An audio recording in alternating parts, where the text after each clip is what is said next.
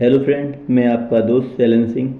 आज के इस वीडियो में हम बात करेंगे कि अगर आपने किसी को प्रॉपर्टी खरीदने या बेचने का कॉन्ट्रैक्ट कर रखा है और उसको कुछ पैसे भी एडवांस में दे दिए हैं और ऐसे में वह अगर आपको प्रॉपर्टी देने से इनकार कर देता है तो ऐसी स्थिति में आप क्या कर सकते हैं। आज की इस वीडियो के माध्यम से हम आपको ये जानकारी देंगे कि आप वह प्रॉपर्टी कैसे ले सकते हैं, वह क्या कर सकते हैं। तो बने रहिए इस वीडियो के माध्यम से। तो शुरू करते हैं आज की वीडियो। दोस्तों, अगर आपने किसी से प्रॉपर्टी खरीदने या बेचने का कॉन्ट्रैक्ट कर रखा है और उसको कुछ पैसे भी एडवांस दे दिए हैं और होता यह है कि उसके कुछ समय बाद उसको कोई तीसरा व्यक्ति मिल जाता है जो ज़्यादा पैसे दे रहा हो उस प्रॉपर्टी के लिए, और प्रॉपर्टी बेचने वाले ने आपको प्रॉपर्टी देने से मना कर देता है। ऐसी स्थिति में कानून आपका साथ देगा। क्या कर सकते हैं ऐसी स्थिति में? आज की वीडियो में यही मैं बताने जा रहा हूँ। बहुत ध्यान से सुनिए लास्ट तक। और अगर आप ऐसी किसी प्रॉपर्टी के मसले पर फंसे हुए हैं तो ये वाला वीडियो आपके बहुत काम का है। और अगर कोई आपकी फैमिली या फ्रेंड या रिलेटिव ऐसी परेशानी में फंसा हुआ है तो उस तक ये वीडियो ज़रूर पहुंचाएं। और अगर आप एडवोकेट हों तो आपके लिए ये वीडियो बहुत काम का है। तो प्रॉपर्टी ट्रांजैक्शन में लगातार ऐसा देखने को मिल आता है कि कोई व्यक्ति प्रॉपर्टी बेचने का फैसला कर लेता है और दूसरे व्यक्ति से कॉन्टैक्ट कर लेता है और एडवांस की रकम ले लेता है, लेकिन होता यह है कि इसी बीच उसको कोई ऐसा व्यक्ति मिल जाता है जो प्रॉपर्टी की ज़्यादा कीमत दे रहा हो। इसी वजह से समय आने पर पहला व्यक्ति दूसरे व्यक्ति को रजिस्ट्री करने से मना कर देता है और दूसरे व्यक्ति से कब्जा वापस करने के लिए केस भी कर सकता है या दूसरी किसी और के नाम पर प्रॉपर्टी की रजिस्ट्री करने की तैयारी कर लेता है। प्रॉपर्टी के लेन देन में ऐसी समस्या लगातार देखने को मिलती हैं और इसके लिए भारतीय कानून व्यवस्था ने प्रॉपर्टी को दो श्रेणियों में बांटा गया है। पहला जो है मूवेबल प्रॉपर्टी, चल संपत्ति, और दूसरा है इमूवेबल प्रॉपर्टी, अचल संपत्ति कहा जाता है। ट्रांसफर ऑफ प्रॉपर्टी एक्ट 1872 एक ऐसा कानून है जो सबसे पुराने कानून में से एक है।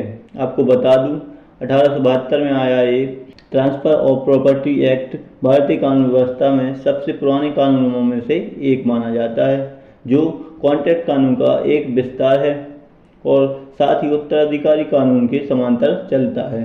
अपनी अचल संपत्ति को ट्रांसफर कराने के लिए योजना बना रहे हो आप तो इस अधिनियम के कुछ प्रमुख पहलुओं को जानना जरूरी है। सबसे पहली बात तो ये कि ट्रांसफर ऑफ प्रॉपर्टी लोगों और कंपनियों द्वारा इमूवेबल प्रॉपर्टी अचल संपत्ति पर लागू होता है। यह लोगों द्वारा किए जाने वाले प्रॉपर्टी ट्रांसफर के मामलों पर लागू होता है, जैसे कि sale, lease, mortgage, exchange, gift, नीलामी आदि से जुड़े दावों पर ये जो हमारे कानून है लागू होता है। कानून के तहत अपने आप होने वाले प्रॉपर्टी ट्रांसफर के मामलों में यह कानून लागू नहीं होता, जैसे कि वसीयत, विरासत, संपत्ति, दिवालियापन, डिग्री के एक्यूजेशन के जरिए बिक्री ट्रांसफर ऑफ प्रॉपर्टी एक्ट के तहत कवर नहीं होते। एक डॉक्ट्रिन मैं आपको बताने जा रहा हूं जो आपके बहुत काम का है, जो ऐसे किसी मैटर जो हमने शुरुआत में ही समझा, इसे कहा जाता है डॉक्ट्रिन ऑफ पार्ट परफॉर्मेंस। इसे हिंदी में आंशिक या भागी पालन का सिद्धांत कहते हैं। एक डॉक्ट्रिन तब एप्लीकेबल होते हैं जब कुछ स्थितियों में करार के आंशिक पालन से भी कुछ अधिकार उत्पन्न हो जाते हैं। Doctrine of part of performance का जन्म इंग्लैंड में हुआ था, लेकिन 1929 में ट्रांसफर ऑफ प्रॉपर्टी एक्ट 1872 में संशोधन कर सेक्शन 53A में जोड़ दिया गया और अब ये भारत में पूरी तरह से लागू है। सेक्शन 50A के लागू होने की कुछ शर्तें हैं। पहला तो ये कि कॉन्ट्रैक्ट वैध होना चाहिए और कानून द्वारा परिवृद्ध होना चाहिए। दूसरी बात है कि कॉन्ट्रैक्ट लिखित में होना चाहिए, इसमें हस्ताक्षर होने चाहिए, किसी अचल संपत्ति के ट्रांसफर के लिए होना चाहिए। तीसरी बात यह है कि किसी अन्य पक्ष द्वारा कॉन्ट्रैक्ट को अग्रसर करने के लिए, मतलब उसे आगे बढ़ाने के लिए कोई कार्य, कोई एक्ट किया जाना चाहिए। और अंतिम महत्वपूर्ण बात यह है कि जो दूसरी पार्टी है वो कॉन्ट्रैक्ट के तहत अपने वचनों का पालन कर चुकी हो या इसके लिए तैयार होनी चाहिए। जैसे इन बातों को उदाहरण से समझा दूं ए नाम के एक आदमी ने बी नाम के आदमी को कहा कि मैं ये प्रॉपर्टी आपको बेचना चाहता हूँ। दोनों ने एक रिटर्न एग्रीमेंट कर लिया और दूसरी पार्टी से पहली पार्टी ने कुछ एडवांस में ले लिया। ये हुआ कि उसने अपना परफॉर्मेंस कर दिया है।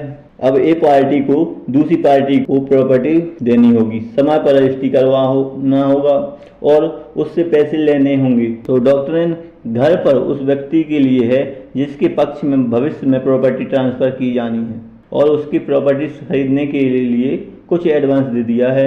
इस कानूनी प्रावधान के तहत आप उस प्रॉपर्टी भविष्य में कब्जा ले सकते हैं और साथ में रजिस्ट्री भी अपने पक्ष में करवा सकते हैं। और अधिक जानकारी के लिए अपने नज़दीकी अधिवक्ता से मिलें जो सिविल मामलों में प्रैक्टिस कर रहा हो और उसे इस बारे में अवगत कराएं और आगे की कार्रवाई कोर्ट में कैसे चलेगी आपकी मदद वो वकील साहब करेंगे। मुझे उम्मीद है कि कानून के इन छोटे छोटे प्रावधानों से आपके जीवन में बड़े बदलाव आएंगे। कानून को जानते रहिए, जागरूक बनिए, क्योंकि कानूनी जानकारी आपकी पावर है। जुड़े रहिए हमारे YouTube चैनल से और अगर आपको वीडियो पसंद आई हो तो इस वीडियो को सब्सक्राइब कर अपने दोस्तों में ज़्यादा से ज़्यादा शेयर करें और बेल आइकन प्रेस करना ना भूलें। धन्यवाद। जय हिंद।